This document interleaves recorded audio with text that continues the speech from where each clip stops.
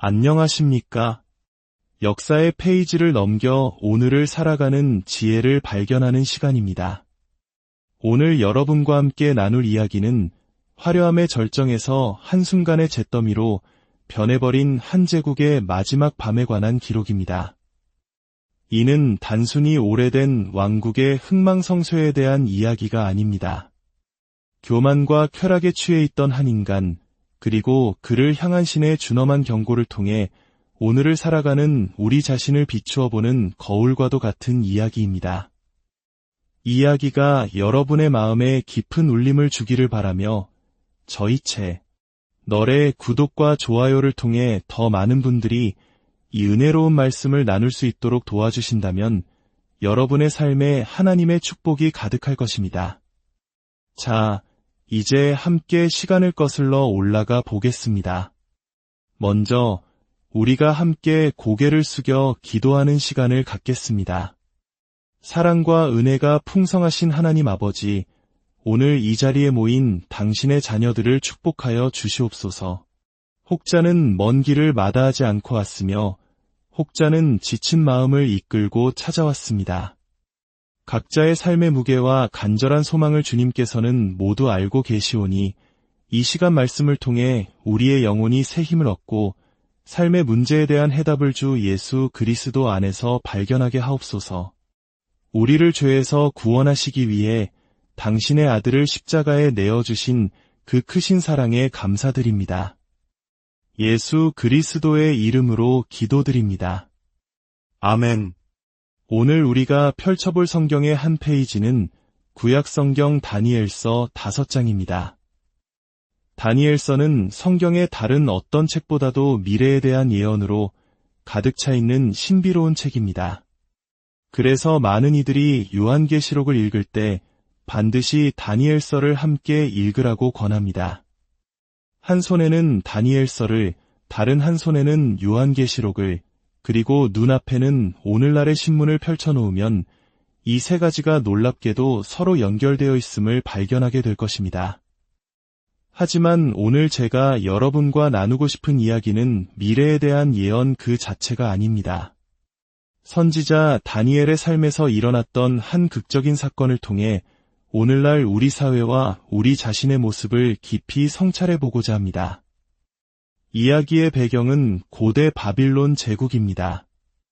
당시 바빌론은 세계 최강대국이었습니다. 막강한 군사력, 눈부신 황금으로 뒤덮인 도시, 넘쳐나는 부와 화려한 문화, 그야말로 세상의 중심이었습니다. 이 거대한 제국의 왕좌에는 벨사살이라는 젊은 왕이 앉아 있었습니다. 그는 위대한 정복 군주였던 느부갓네살 왕의 손자였습니다. 할아버지의 후광 아래 그는 젊고 부유하며 강력한 권력을 손에 쥐었습니다. 하지만 그의 마음은 교만과 자기중심적인 생각으로 가득 차 있었습니다. 성경은 시종일관 하나님께서 교만을 미워하시고 겸손을 사랑하신다고 가르칩니다. 잠언 16장은 교만은 패망의 선봉이요 거만한 마음은 넘어짐의 앞잡이니라 라고 경고합니다. 스스로를 독수리처럼 높이 올리고 별들 사이에 둥지를 튼다 할지라도 하나님께서는 반드시 그를 끌어내리시겠다고 말씀하십니다. 벨사살 왕은 바로 그런 인물이었습니다. 그는 하나님을 인정하지 않았습니다. 자신의 힘과 지혜로 모든 것을 이룰 수 있다고 믿었습니다. 그는 쾌락을 사랑했고 안락한 삶에 취해 있었습니다.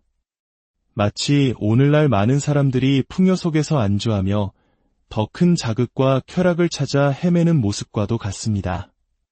우리는 너무나 쉽게 편안함과 사치에 익숙해집니다. 조금이라도 불편해지면 마치 세상이 무너진 것처럼 불평합니다. 그러나 우리가 누리는 이 풍요가 전 세계적인 관점에서는 얼마나 큰 특권인지 잊고 살 때가 많습니다. 어느 날 벨사살은 자신의 위대함을 과시하고 싶었습니다. 그는 제국 역사상 가장 성대한 연회를 열기로 결심합니다. 제국 전역의 귀족 1000명을 초대했고 최고의 무희와 가장 값비싼 와인, 세상의 모든 진귀한 음식을 준비했습니다. 보석으로 장식된 마차를 타고 온 귀족들로 연회장은 가득 찼습니다. 세계 7대 불가사의 중 하나였던 공중정원에서 밤늦도록 춤과 음악, 술이 넘쳐 흘렀습니다. 술에 거나하게 취한 벨사살의 교만은 하늘을 찌를 듯했습니다. 바로 그 순간 그는 돌이킬 수 없는 죄를 저지르고 맙니다.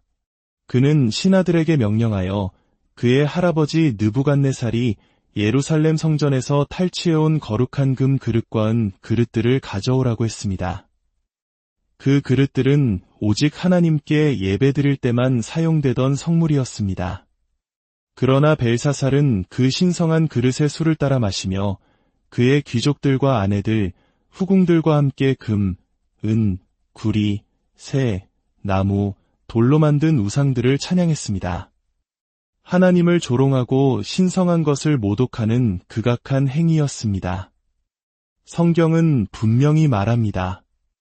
스스로 속이지 말라. 하나님은 업신여김을 받지 아니하시나니 사람이 무엇으로 힘든지 그대로 거두리라. 벨사살이여, 조심하라.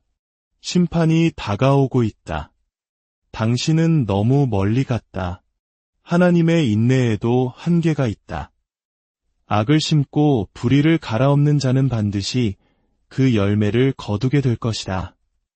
연애가 절정에 달했을 때 아름다운 여인과 춤을 추던 벨사살은 물론 연회장에 있던 모든 사람들이 갑자기 숨을 죽였습니다.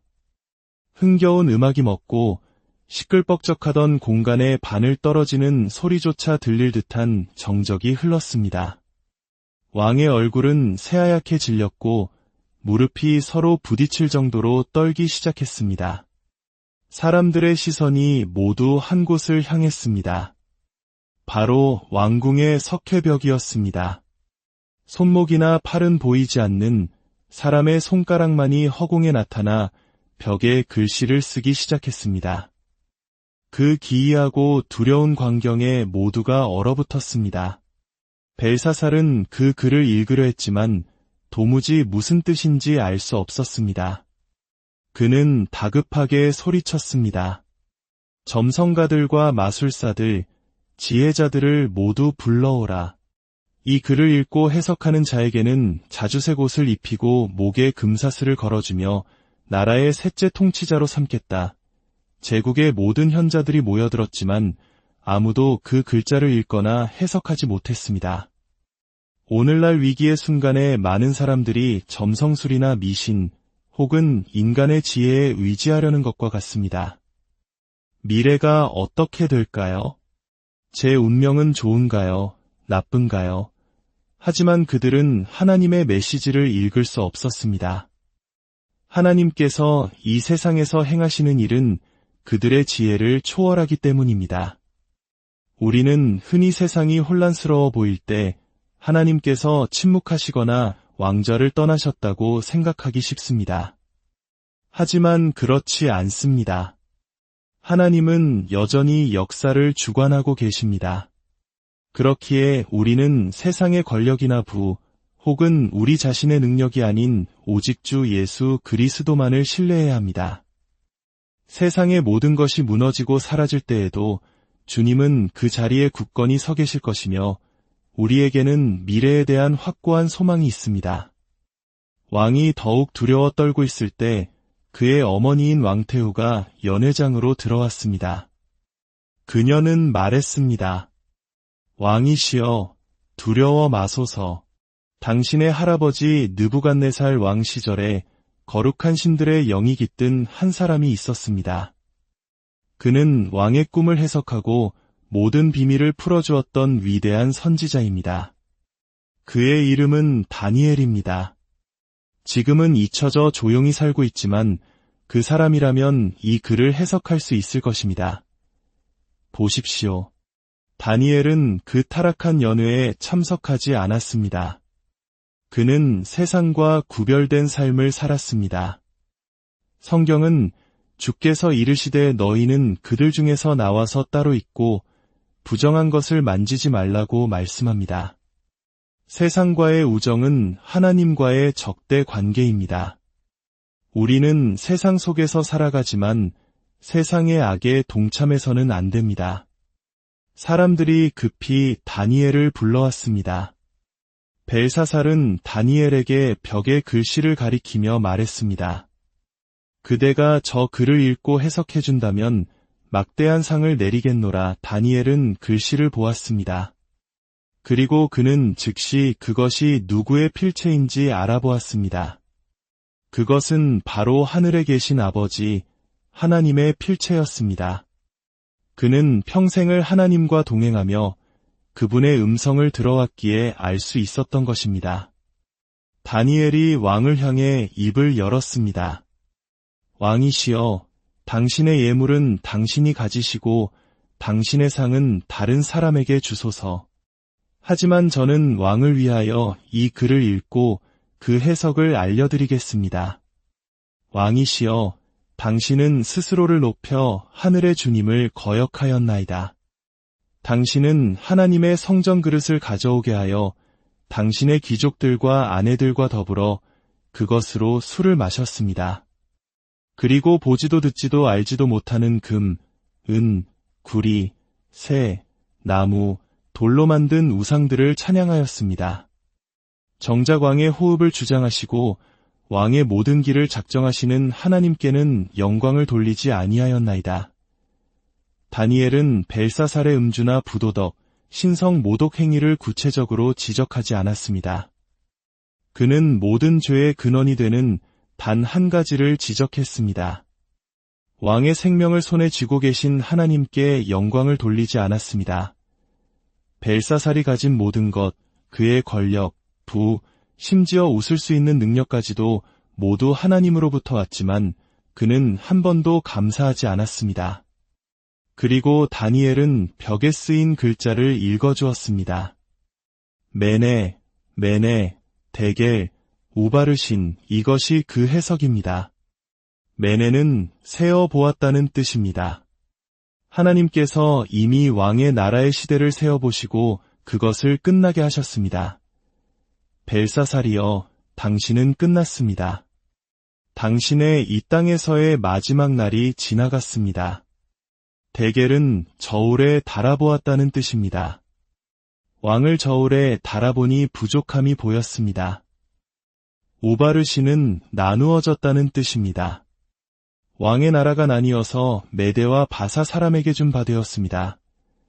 그들이 연회를 즐기고 있던 바로 그 밤 바빌론 사람들은 알지 못했지만 메데바사 연합군은 유프라테스 강의 물줄기를 다른 곳으로 돌리고 마른 강바닥을 통해 아무도 모르게 성 안으로 침투하고 있었습니다. 그날 밤 위대한 바빌론 제국은 멸망했습니다. 벨사살 왕은 죽임을 당했습니다. 하지만 다니엘은 살아남아 다음 제국에서도 그의 지혜와 믿음, 신실함으로 인해 총리가 되었습니다.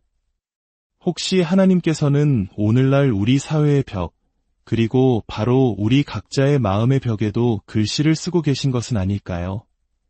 첫째, 메네, 하나님은 기억하십니다. 하나님은 우리의 죄를 기억하십니다.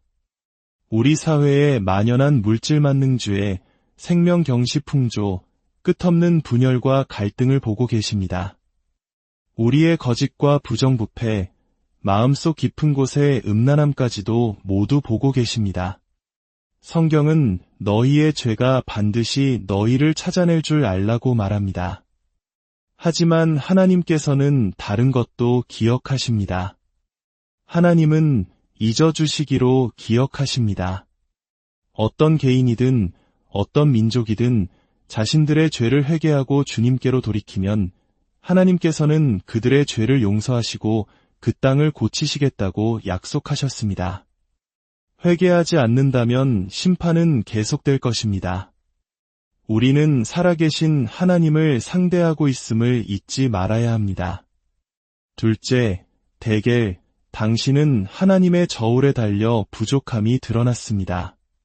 하나님께서는 지금 이 순간에도 우리를 저울에 달고 계십니다. 그 저울의 반대편에는 무엇이 놓여 있을까요? 첫째로, 하나님은 십계명으로 우리를 다십니다. 나 외에 다른 신들을 내게 두지 말라, 살인하지 말라, 간음하지 말라, 도둑질하지 말라, 거짓 증거하지 말라. 성경은 우리가 율법의 단 한 가지 조항이라도 어기면 전체를 어긴 것과 같다고 말합니다. 이 기준 앞에서 유롭다고 말할 수 있는 사람은 아무도 없습니다. 둘째로, 하나님은 사랑의 율법으로 우리를 다십니다. 예수님께서는 내 마음을 다하고 목숨을 다하고 뜻을 다하여 주 너의 하나님을 사랑하라 하셨고, 내 이웃을 내 자신같이 사랑하라 하셨습니다.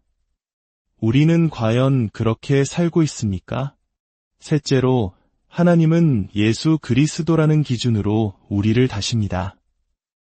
역사상 유일하게 온전히 거룩하고 의로운 삶을 사셨던 분은 예수 그리스도뿐입니다.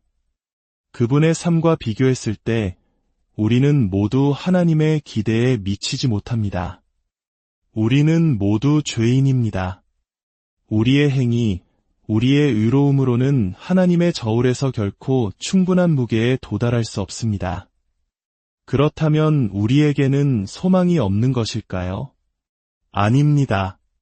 바로 여기에 복음, 즉 기쁜 소식이 있습니다. 나는 죄인이다. 나는 부족하다고 고백하는 당신을 위한 기쁜 소식이 있습니다.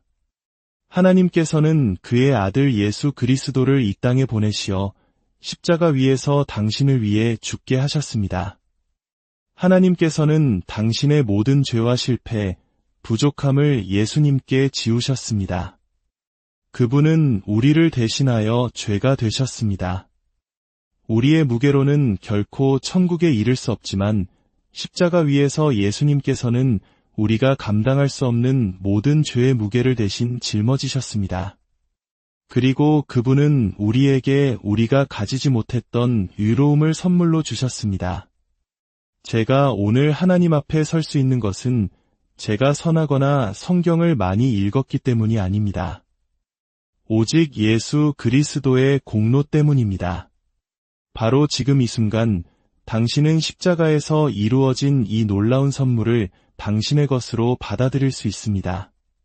그러면 당신은 하나님의 저울 앞에서 충분한 무게를 가진 자로, 죄 용서함을 받은 자로, 새로운 삶을 시작할 수 있는 자로 이 자리를 떠날 수 있습니다. 마지막 단어, 우바르신, 당신의 왕국은 난이었습니다. 벨사살에게는 너무 늦었습니다. 심판이 임했습니다. 하나님께서 당신에게도 너무 늦었다고 말씀하시기를 원하십니까? 많은 사람들이 이 사실을 알면서도, 믿으면서도 여전히 즐겁게 멸망의 길로 춤추며 걸어갑니다. 마치 덫에 걸린 쥐가 치즈를 계속 갉아먹는 것처럼 이미 사탄의 미끼에 걸려들었음에도 불구하고 세상의 쾌락을 놓지 못합니다. 오늘 이 말씀은 하나님의 섭리 안에서 바로 당신의 삶의 가장 중요한 순간을 위해 준비되었을지도 모릅니다. 많은 이들이 당신을 위해 기도해왔습니다. 이제 당신이 하나님 앞에서 결단할 시간입니다. 이야기가 끝날 때 잠시 눈을 감고 스스로에게 질문해 보십시오. 나는 하나님의 저울 앞에서 어떤 모습일까? 내 삶의 주인은 누구인가? 나는 예수 그리스도가 나를 위해 마련해 주신 구원의 길을 받아들일 준비가 되었는가? 당신이 만일 그리스도 예수 안에 있다면 당신은 더 이상 심판 아래 있지 않습니다. 당신이 받아야 할 심판은 예수 그리스도께서 십자가 위에서 모두 받으셨기 때문입니다. 오늘 당신의 마음을 열고 예수 그리스도를 당신의 구주로 영접하십시오. 주님, 저는 죄인입니다. 저의 죄를 용서해 주시고 제 삶의 주인이 되어 주십시오 라고 진심으로 고백하십시오. 그 고백이 당신의 삶을 영원히 바꾸어 놓을 것입니다. 하나님 아버지, 이 말씀을 듣는 모든 이들의 마음을 움직여 주시옵소서. 세상에 헛된 것을 줬던 삶에서 돌이켜 오직 주님만이 주실 수 있는 참된 평안과 영원한 생명을 얻게 하옵소서. 오늘 주님을 영접하기로 결단하는 모든 영혼들을 축복하시고 그들의 남은 생애를 주님께서 친히 인도하여 주시옵소서. 주님의 평강이 여러분과 함께